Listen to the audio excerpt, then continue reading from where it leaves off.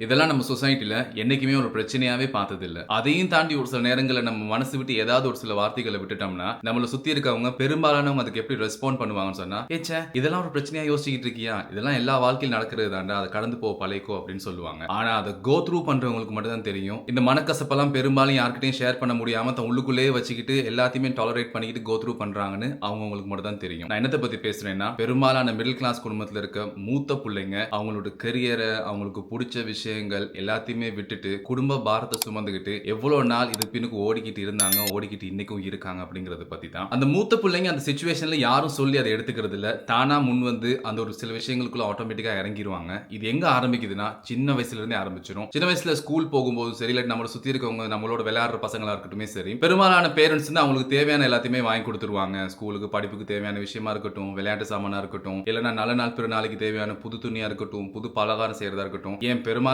வீடுகள்ல டிவி கூட இருக்கும். கம்ப்யூட்டர் கூட சில வீடுகள்ல வாங்கி குடுத்திருப்பாங்க. ஆனா அந்த மிடில் கிளாஸ் குடும்பத்துல கோ த்ரூ பண்ற பெரும்பாலான மூத்த புள்ளைங்களுக்கு அந்த மாதிரியான ஃபெசிலிட்டிஸ் எங்கேயுமே பெருசா இருக்காது. அத நம்ம எங்கேயுமே பெருசா பொருட்படுத்திக்கவும் மாட்டோம். அத நம்ம ஒரு பெரிய விஷயமாவே காட்டிக்க மாட்டோம் வீட்ல. நம்ம வீட்ல நமக்கு என்னத்த குடுக்குறாங்களோ, நமக்கு என்னத்த செய்றாங்களோ, அத நம்ம பெருசா எடுத்துக்கிட்டு அத ஒரு மாரி என்ஜாய் பண்ணிக்கிட்டு, செலிப்ரேட் பண்ணிக்கிட்டு போவோம். அங்க இருந்தே நமக்கு இந்த சகிப்புத்தன்மை அப்படிங்கிற ஒரு விஷயம் நமக்குள்ள வந்துருது. என்னைக்குமே இத வந்து நம்ம வெளியில காட்டிக்க மாட்டோம். எக்ஸ்பிரஸ் பண்ணிக்க மாட்டோம்.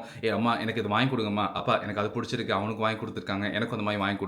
இல்லன்னா எனக்கும் இந்த ஸ்கூல் ட்ரிப்புக்கு போணும். அவங்க காசு குடுத்துருக்காங்க அவங்க வீட்ல. எனக்கும் நீங்க தருவீங்களா? இதெல்லாம் நம்ம கேட்கறது இல்ல. ஏன்னா நம்ம லிட்டரலி நம்ம வீட்ல நமக்கு என்ன நடக்குதுன்னு தெரியும். எந்த மாதிரியான விஷயங்கள் நம்ம கோ த்ரூ பண்றோம்னு தெரியும். சோ அந்த இடத்திலேயே ஒரு சில சின்ன சின்ன விஷயங்கள் அந்த ரெஸ்பான்சிபிள் எல்லாம் நம்ம எடுத்துக்க ஆரம்பிச்சுக்குவோம். இது நம்ம எப்படி இருக்கும்னா, நம்ம ஜீன்ல ஆட்டோமேட்டிக்கா வந்துருச்சு அப்படிங்கிற மாதிரி ஆயிரும் இந்த மூத்த புள்ளைங்களுக்கு. அங்க இருந்தே அப்படியே படிப்படியா வளரும். அப்படியே வந்து நம்ம ஸ்கூல் முடிக்கும்போது நம்ம நல்லா படிக்கிறவங்களா இருப்போம். நல்ல ஸ்கோர்ஸ் எடுத்திருப்போம். நல்ல ஒரு டிகிரி பண்ணணும்னு ஆசையா இருக்கும். அப்படி இருக்கும்போது கூட நமக்கு அந்த சிச்சுவேஷன் இருக்காது. ஏன்னா ஃபேமிலில அந்த அளவுக்கு பிரச்சனை இருக்கும். வீட்டு வாடகை, சாமான் வாங்குற பிரச்சனை அதெல்லாம் இருக்கும். அப்பா வந்து ஆல்ரெடி சம்பாரிச்சுக்கிட்டு இருப்பார். இல்லன்னா ரிட்டயர் ஆகுற வயசுல இருப்பார். இல்லன்னா வந்து அவரால சம்பாதிக்க முடியாத சிச்சுவேஷனா இருக்கும். இல்லன்னா அவரோட சம்பாத்தியம் நம்ம வீட்டுக்கு பத்தாம இருக்கும். இந்த மூத்த பிள்ளைங்க உடனே அந்த இடத்துல யோசிக்கிற ஒரே விஷயம் என்னன்னா, நம்ம இந்த பாரத்தை கொஞ்சமாவது சுமக்க ஆரம்பிச்சிடணும். ஏதாச்சும் பண்ணணும். வேலைக்கு போகணும். நம்மளோட கன்ட்ரிபியூஷன் வீட்டுக்கு கொடுக்கணும். அப்படிங்கிற ஒரு மைண்ட் செட்டுக்கு அங்கனே வந்துருவோம் நம்ம. உடனே நம்ம வந்து படிச்சு பெரிய ஆள் ஆகணும், டிகிரி எடுக்கணும். அந்த இடத்துல நம்ம வந்து ஒரு 4, 5 வருஷம் யுனிவர்சிட்டியில ஸ்பெண்ட் பண்ணணும். அப்படிங்கிற ஒரு மென்டாலிட்டி எல்லாம் இருக்காது. இதுக்கிடையில வந்து நம்ம அம்மா, அப்பா நம்மள வளர்க்கறதுக்காக இல்லன்னா அக்கம் பக்கத்துல சின்ன சின்னதா வாங்கின ஒரு சில கடன்லாம் இருக்கும். அவங்கலாம் வந்து நேரடியாவோ இல்லன்னா ரோட்ல போகும்போது அவங்கள பார்த்து கேட்டு அசிங்கப்படுத்துவாங்க. அதையும் நம்மளால பொறுத்துக்க முடியாது. சோ எப்படியாச்சும் இந்த விஷயங்கள்லாம் நம்ம தலையில போட்டுக்கணும். ஏதாச்சும் பண்ணி நம்ம முன்னுக்கு வந்துரணும் அப்படின்னு சொல்லிட்டு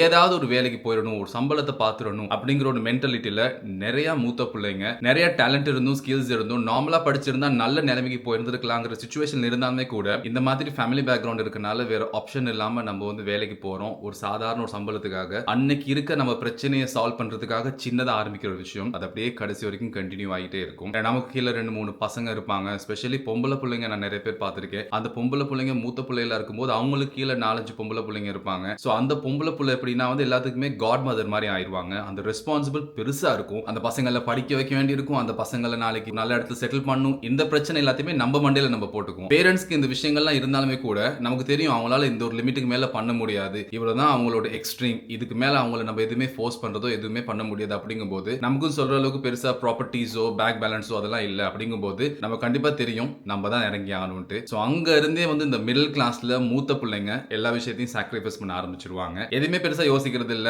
நமக்கு நிறைய டேலண்ட் இருக்கும். நிறையவே டேலண்ட் இருக்கும். ஸ்டடீஸா இருக்கட்டும், மத்த விஷயங்களா இருக்கட்டும், எல்லாமே வந்து ரொம்பவே நல்லா பண்ணுவோம். குயிக் லேர்னரா இருப்போம். எல்லாமே கரெக்டா கத்துக்குவோம். ஈவன் நம்ம வேலை செய்யற இடங்கள்ல கூட நம்ம செய்யற வேலைக்கான ஒரு சரியான ஒரு ரெகக்னிஷன் இருக்காது. நம்ம செய்யற வேலைக்கு ஏத்த ஒரு சரியான சம்பளம் இருக்காது. பட் என்ன பண்ண மாசம் பிறந்தா நம்ம கையில வேலை இருக்கோ இல்லையோ கண்டிப்பா நம்ம தலையில ஒரு பில் இருக்கும். கண்டிப்பா மாசம் பிறந்த அந்த டேட்ல நம்ம கிட்ட இருந்து இந்த ஒரு அமௌண்ட் வந்து வீட்ல எதிர்பார்த்துக்கிட்டு இருப்பாங்க. அது போனாதான் அந்த மந்த்லி ரூட்டினை அவங்க நிம்மதியா கொண்டு போக முடியும். அப்படிங்கும்போது அவங்க நிம்மதி இல்லாம இருக்கும்போது நம்ம எப்படி நிம்மதியா இருக்க முடியும்? நம்ம எப்படி நம்மளோட தனிப்பட்ட லைஃபை யோசிக்க முடியும் அப்படின்னு சொல்லிட்டு நம்மள நிறைய பேர் நம்மளை பத்தி யோசிக்கிறதே இல்ல. இதனால நிறைய பேருக்கு வந்து அவங்களோட தனிப்பட்ட வாழ்க்கையை வந்து ரொம்ப பின்தங்கி ஆரம்பிக்க வேண்டியதா இருக்கு. லேட் 40s லேட் 50sல சிலருக்கு அப்படி ஆரம்பிக்கிறதுக்கான ஒரு சிச்சுவேஷன் கூட கிடைக்காத சூழ்நிலை நிறைய பேர் நம்ம பார்த்துக்கிட்டு தான் இருக்கோம் நம்ம சொசைட்டில. ஆனா அந்த சொசைட்டில இருக்கவங்க நம்மள ஒவ்வொரு இடத்துலயா குத்தி குத்தி குத்தி குத்தி பார்த்துக்கிட்டே இருப்பாங்க. எஸ்பெஷலி இந்த மூத்த பிள்ளைங்கள. நம்ம ஒரு 27, 28 வயசு வர பொம்பளை பிள்ளைகளா இருந்துச்சுன்னா உடனே என்ன கல்யாணம் பண்ணலையா? இன்னும் என்ன பண்ற அப்படின்னு. பட் நமக்கு தான் தெரியும் நம்ம கீழ இருக்க பசங்களுக்கு நம்ம இல்லைன்னு சொன்னா என்ன ஆகிருவாங்க. நம்ம அவங்களுக்கு கொடுக்க வேண்டியதை கொடுத்துட்டு தான் நம்ம லைஃப் ஸ்டார்ட் பண்ணணும் அப்படிங்கிறதுல நம்ம ரொம்ப உறுதியா இருப்போம். ஆம்பளை பசங்க அதையும் யோசிக்கிறதே இல்ல.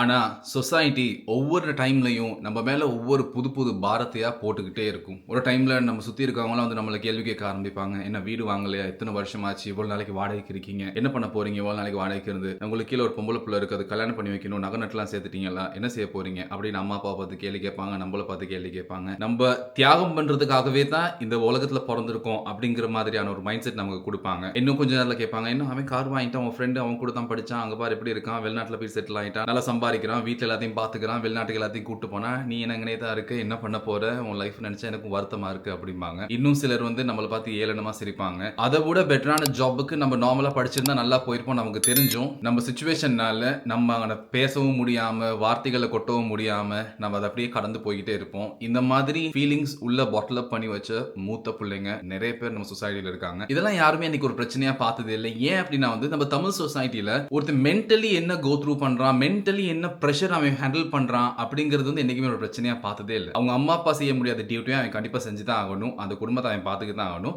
ஆனா அவனை நம்ம எப்ப பார்த்தாலும் குறை சொல்லிக்கிட்டே இருப்போம். இதுதான் இன்னைக்கு இருக்க சொசைட்டில ஒரு சேட் ரியாலிட்டி. நம்ம ஏத்துக்கிட்டாலும் ஏத்துக்கலனாலும் இதுதான் உண்மை. இது நம்ம கோ த்ரூ பண்ற எத்தனை பேருக்கு நமக்கு தெரியும். நீங்களே உங்க மனசாட்சியை தொட்டு கேட்டு பாருங்க. அந்த மாதிரி சிச்சுவேஷனை கோ த்ரூ பண்ற மூத்த பிள்ளைங்க எல்லாருக்குமே ஒரு நார்மலான லைஃப், அதாவது பேரண்ட்ஸால அவங்கள பார்த்துக்க முடியுற மாதிரி ஒரு ஃபைனான்சியல் கேப்பபிலிட்டி இருக்க ஒரு லைஃப் அப்படி இருந்துருந்துச்சுன்னா சீரியஸா அவங்க லைஃப்ல என்னென்னமோ அச்சீவ் பண்ணிருப்பாங்க. அவங்களோட டேலண்ட்ஸ் எல்லாம் வெளியில எவ்வளவோ எக்ஸ்ப்ளோர் பண்ணிருப்பாங்க. இதெல்லாமே ரொம்ப ஈஸியா நடந்திருக்கும். பட் என்ன பண்ண, ஒரு சில டைம்ல இந்த சொசைட்டி எல்லாத்துக்குமே ஒரு ஈக்குவல் ஆப்பர்ச்சுனிட்டிஸ் கொடுக்கறது இல்ல. ஆனா அந்த சிச்சுவேஷனை கோ த்ரூ பண்ற நம்மளுக்கு மட்டும் தான் தெரியும். நான் என் கூட படிச்ச ஒரு ஃப்ரெண்டோடயோ இல்லைன்னா என் கூட ஒர்க் பண்ற ஒரு கொலிக்கோடையோ அவன் கூட நான் வந்து ஃபைட் பண்ணல, அவங்க அப்பா அம்மா கூட. ஏன்னா அவங்க அப்பா அம்மா தான் வந்து அவனுக்கு ஃபைனான்ஷியலி ஸ்பான்சர் பண்றாங்க, ஃபைனான்ஷியல் எல்லாத்தையுமே வந்து அவனுக்கு ஃபுல்ஃபில் பண்றாங்க. ஆனா அந்த ஃபைனான்ஷியலி எல்லாத்தையும் என் ஃபேமிலிக்கும் ஃபுல்ஃபில் பண்ணிக்கிட்டு என்னையும் நான் பார்த்துக்கிட்டு கோ த்ரூ பண்ண வேண்டிய ஒரு சிச்சுவேஷன்ல நான் இருக்கேங்கிறது நம்மளுக்கு மட்டும் தான் தெரியும். உங்கள எத்தனை பேர் இந்த மூத்த பிள்ளைங்க இந்த மாதிரி ஃபேமிலிக்காக தன்னோட லைஃப்ல தன்னோட பர்சனல் கெரியரை தன்னோட விருப்பங்களை ஒரு மாதிரி தள்ளி வச்சுட்டு